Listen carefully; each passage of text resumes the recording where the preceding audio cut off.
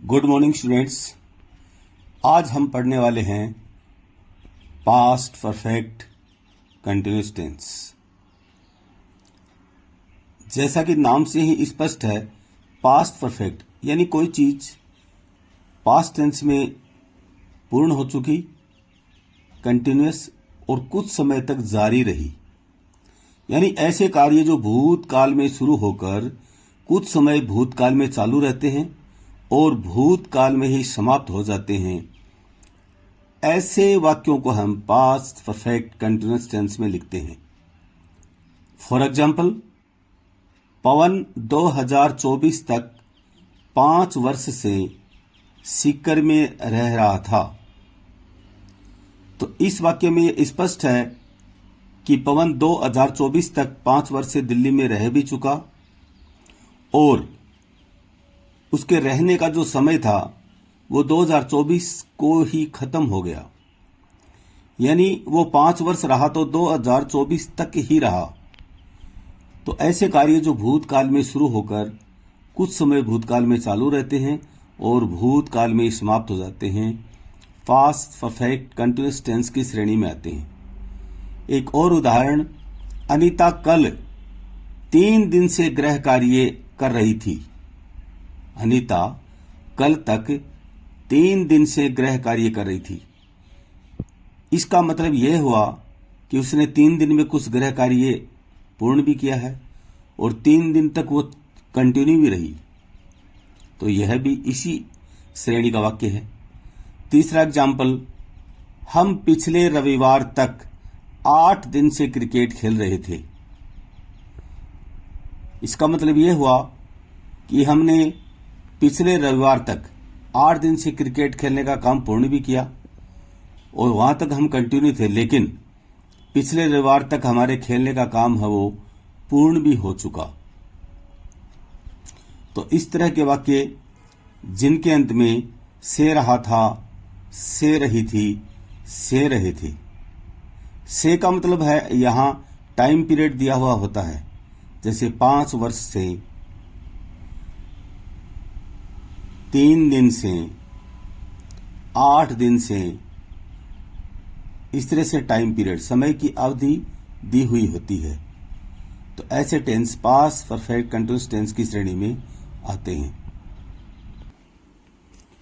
अब हम बात करते हैं कीवर्ड्स की। कीवर्ड्स यानी ऐसे वर्ड्स जिनका प्रयोग सिर्फ उसी टेंस में किया जाता है। तो हिंदी वाक्यों को यदि हम देखें तो से रहा था, से रही थी, से रहे थे, ये इसके हिंदी कीवर्ड्स हैं। यदि हम बात करें इंग्लिश की तो इस टेंस में सिंस या for plus time period plus past phrase दिया हुआ होता है। यही इस टेंस का कीवर्ड है। पास्ट फ्रेज की मैं बात करूं तो पिछले जो एग्जाम्पल्स हैं उसमें हमने देखा पिछले रविवार तक, 2024 तक, कल तक, ये सभी पास्ट फ्रेज हैं। पास्ट फ्रेज को यदि हम परिभाषित करना चाहें तो हम कह सकते हैं भूतकाल को इंगित करने वाले वाक्यांश, जैसे पिछले रविवार तक, 2024 तक, कल तक, ये सभी पास्ट फ्रेज हुए। अब हम बात करते हैं हेल्पिंग वर्ब की, यानी सहायक क्रिया। क्योंकि बिना सहायक क्रिया के हम हिंदी से इंग्लिश में ट्रांसलेट नहीं कर सकते, सो हमें हर हिंदी वाक्य को इंग्लिश में ट्रांसलेट करने के लिए एक हेल्पिंग वर्ब की आवश्यकता पड़ती है। और पास्ट परफेक्ट कंटिन्यूअस टेंस की हेल्पिंग वर्ब है हैड बीन। चाहे सब्जेक्ट सिंगुलर हो या प्लूरल, दोनों के साथ ही हम हैड बीन का प्रयोग करते हैं। We use had been with singular subject as well as with the plural subject.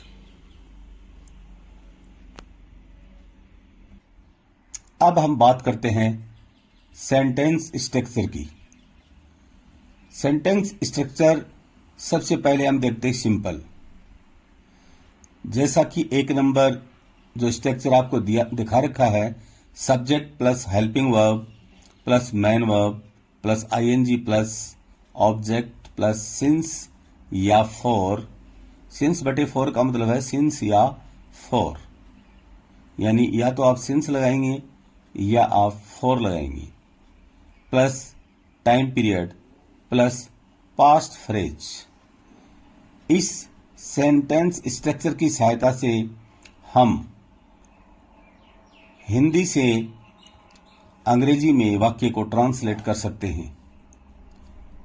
यदि वाक्य नेगेटिव हो तो हम स्ट्रक्चर नंबर 2 यूज करेंगे, यानी हेड के बाद हम नोट का प्रयोग करेंगे। तो अपनी स्ट्रक्चर क्या होगी? Subject plus head plus not plus been plus main verb plus ING plus object plus since या for plus time period plus past phrase. इस स्ट्रक्चर की सहायता से हम नेगेटिव वाक्य को अंग्रेजी में ट्रांसलेट कर सकते हैं। यदि वाक्य इंट्रोगेटिव यानी प्रश्नवाचक हो तो हम स्ट्रक्चर नंबर 3 का प्रयोग करेंगे। Had plus subject plus been plus main verb plus ING plus object plus since या for plus time period plus past phrase plus question mark. Question mark लगाना बहुत ही जरूरी है इंट्रोगेटिव वाक्यों में। यदि किसी हिंदी वाक्य में WH वर्ड का प्रयोग किया गया है, जैसा कि मैंने पहले ही आपको बता दिया था, WH वर्ड्स यानी वाई, वेयर, व्हेन, हु, हुम, हाउ, विच, व्हाट, ये सभी WH वर्ड्स हैं। यदि किसी वाक्य के अंदर ये आते हैं तो हम सबसे पहले इन्हीं को लिखते हैं, यानी हेल्पिंग वर्ब हेड से भी पहले हम WH वर्ड को लिखते हैं। तो हम सेंटेंस स्ट्रक्चर नंबर 4 का पालन करते हैं। WH word plus head plus subject plus been plus main verb plus ING plus object plus since या for plus time period plus past phrase plus question mark. तो इस तरह से पास्ट परफेक्ट कंटीन्यूअस टेंस की मैंने आपको 4 structures दी हैं। सबसे पहले वाली है सिंपल वाक्य के लिए, 2 नंबर की है नेगेटिव वाक्य के लिए, 3 नंबर वाली है इंट्रोगेटिव वाक्य के लिए और 4 नंबर वाली WH वर्ड्स वाले वाक्यों के लिए हम इन स्ट्रक्चर्स का प्रयोग करते हैं। तो मुझे आशा है कि आपके बिल्कुल ये समझ में आए होंगे। अब आप पास्ट परफेक्ट कंटीन्यूअस टेंस को और भी अच्छी तरह से समझ सकें, इसके लिए मैं एक वाक्य लेता हूं हिंदी का और उसको मैं सिंपल, नेगेटिव, इंट्रोगेटिव और WH वर्ड सहित आपको बना के दिखा रहा हूं। उसके बाद जो वाक्य मैंने आपको इस टेंस के शुरुआत में दिए थे, पवन 2024 तक 5 वर्ष से सीकर में रह रहा था। अनीता कल तक 3 दिन से गृह कार्य कर रही थी। हम पिछले रविवार तक 8 दिन से क्रिकेट खेल रहे थे। इन तीनों वाक्यों को आप भी मुझे बनाकर होमवर्क के रूप में अवश्य भेजेंगे, ताकि मैं जान सकूं कि वास्तव में आपको ये टेंस समझ में आया है कि नहीं। इस टेंस को अच्छी तरह से समझने के लिए मैं आपके लिए एक वाक्य लेके आया हूं। कमल कल तक 5 दिन से मैच खेल रहा था। तो सबसे पहले मैंने इसको बनाया सिंपल में। Kamal had been playing match for 5 days by yesterday. फिर मैंने इसको बनाया है नेगेटिव। कमल कल तक 5 दिन से मैच नहीं खेल रहा था, यानी इस वाक्य में मैंने नहीं को और जोड़ दिया। तो इसका अंग्रेजी ट्रांसलेशन होगा 2 नंबर सेंटेंस के अनुसार, Kamal had not been playing match for 5 days by yesterday. यदि मैं इस वाक्य को इंट्रोगेटिव बनाऊं, क्या कमल कल तक 5 दिन से मैच खेल रहा था, तो हमें सिर्फ क्या करना है, कमल से पहले हैड को शिफ्ट करना है।